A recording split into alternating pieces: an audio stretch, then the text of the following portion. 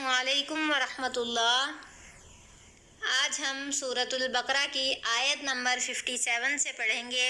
بسم اللہ الرحمن الرحیم۔ وَظَلَّلْنَا عَلَيْكُمُ الْغَمَامَ وَأَنزَلْنَا عَلَيْكُمُ الْمَنَّ وَالسَّلْوَىٰ كُلُوا مِن طَيِّبَاتِ مَا رَزَقْنَاكُمْ وَمَا ظَلَمُونَا وَلَٰكِن كَانُوا أَنفُسَهُمْ يَظْلِمُونَ۔ وَظَلَّلْنَا اور سایہ کیا علیکم الغمام اوپر تمہارے بادل کا، وَأَنزَلْنَا اور اتارا ہم نے علیکم المن اوپر تمہارے من اور سلوہ۔ کلو کھاؤ من طیباتی پاکیزہ ما رزقناکم جو رزق دیے گئے ہو تم، وما ظلمونا اور لیکن انہوں نے ظلم نہیں کیا، ولیکن کانوا انفسہم یظلمون اور لیکن وہ اپنی جانوں پر ظلم کرنے والے تھے۔ یہاں پر اللہ رب العالمین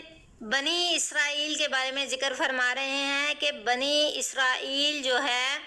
فرعونیوں سے نجات پانے کے بعد جب میدان طے یا پھر صحرائے سینا کا نام اسے دیا گیا ہے، وہاں جب وہ اترے تو انہوں نے حضرت موسیٰ علیہ السلام سے سوال کیا کہ اے موسیٰ یہاں ہم کس طرح رہیں گے؟ یہاں پر نہ سایہ ہے، نہ ہمارے لیے بستر ہے، نہ کھانے کے لیے ہمارے پاس کچھ ہے، تو ہم یہاں کس طرح زندگی بسر کریں گے؟ تو اللہ رب العالمین نے ان کے لیے وہاں پر وَظَلَّلْنَا عَلَيْكُمُ الْغَمَامَ ان کے لیے وہاں پر ایک بادل کا جو ہے ان کے اوپر جو ہے سایہ کر دیا۔ اور وہ بادل کیسا تھا؟ وہ ایک معمولی بادلوں سے زیادہ جو ہے سفید بادل تھا، اور وہ بادل ایسا تھا کہ جو میدان بدر میں فرشتے جب نازل ہوئے تھے تو وہ وہی بادل تھا جس کے اندر وہ فرشتے زمین پر اترے تھے اور انہوں نے مجاہدین کا جو ہے وہ دفاع کیا تھا۔ اور وہ بادل معمولی بادلوں سے زیادہ ٹھنڈک والا اور زیادہ عمدہ بادل تھا، جس میں اور وہ بادل وہی بادل ہے کہ جس میں اللہ رب العالمین قیامت کے دن تشریف لائیں گے۔ اور آگے ذکر ہے من اور سلوہ کا۔ من جو ہے ایک گوند کی طرح کی ایک میٹھی چیز تھی جو سفید شبنم کی شکل کی تھی، شبنم کی وضع کی تھی۔ جس طرح بارش ہوتی ہے تو کبھی کبھی اولے برستے ہیں، اللہ رب العالمین نے وہ ایسی چیز جو ہے من جو ہے بنی اسرائیل کے لیے نازل فرمائی جو اولوں کی طرح کی تھی اور دودھ سے زیادہ سفید اور شہد سے زیادہ وہ میٹھی تھی۔ اور یہاں تک کہا جاتا ہے کہ ہمارا جو دنیا کا جو شہد ہے وہ اس من کی جو ہے مٹھاس کے برابر اس کا 70واں حصہ ہے، یعنی شہد جو ہے من کے مقابلے میں 70واں حصہ ہے اس کی مٹھاس کا، یعنی وہ اتنی لذیذ اور اتنی شیریں اتنی میٹھی چیز تھی۔ اور وہ ایسا پھل تھا یا ایسی کوئی چیز تھی کہ جو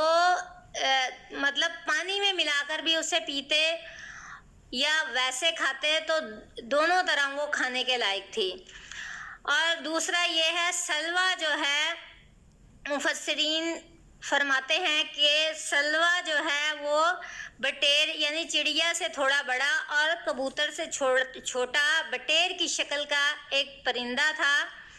جو کہ جنوب کی طرف سے ہوائیں چلتی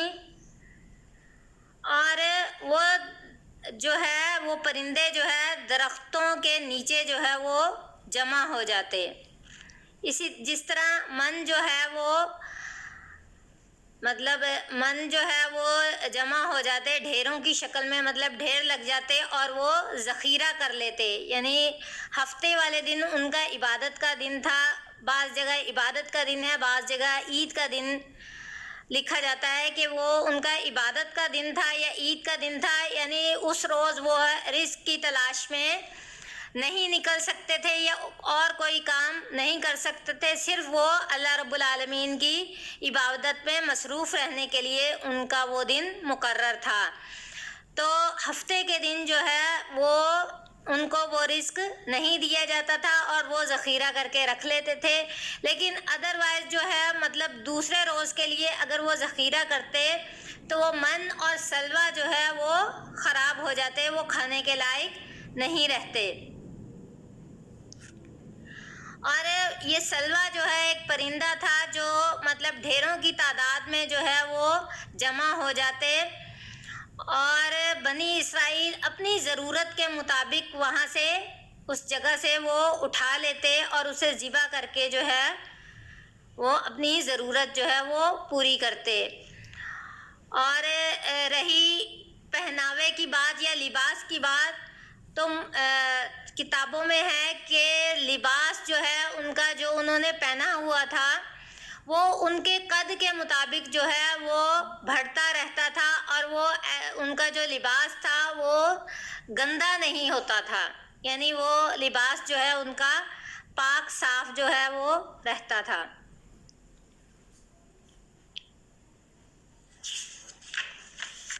وَإِذْ قُلْنَا ادْخُلُوا هَٰذِهِ الْقَرْيَةَ فَكُلُوا مِنْهَا حَيْثُ شِئْتُمْ وَإِذْ قُلْنَا اور جب کہا ہم نے داخل ہو جاؤ هَٰذِهِ الْقَرْيَةَ اس بستی میں، فَكُلُوا پس کھاؤ مِنْهَا اس سے، حیث جہاں کہیں سے، شِئْتُم چاہا تم،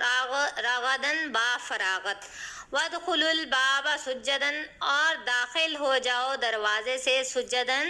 سجدہ کرتے ہوئے، وَقُولُوا حِطَّةٌ نَغْفِرْ لَكُمْ وَقُولُوا اور کہو حِطَّةٌ نَغْفِرْ لَكُمْ،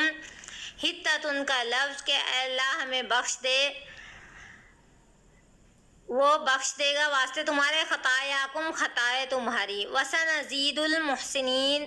اور ان قریب ہم نیکی کرنے والوں کو اس کا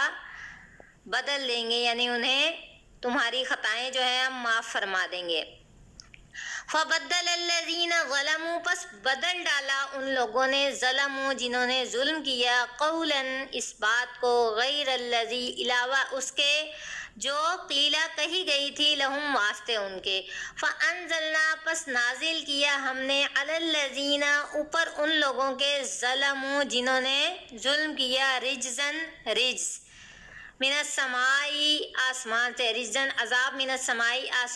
آسمان سے، بما کانوا یفسقون بسبب اس کے کہ وہ تھے، یفسقون نافرمانی کرتے، وہ فسق کرتے، ان کے فسق اور نافرمانی کی وجہ سے آسمانی عذاب جو ہے ان پر نازل کیا گیا۔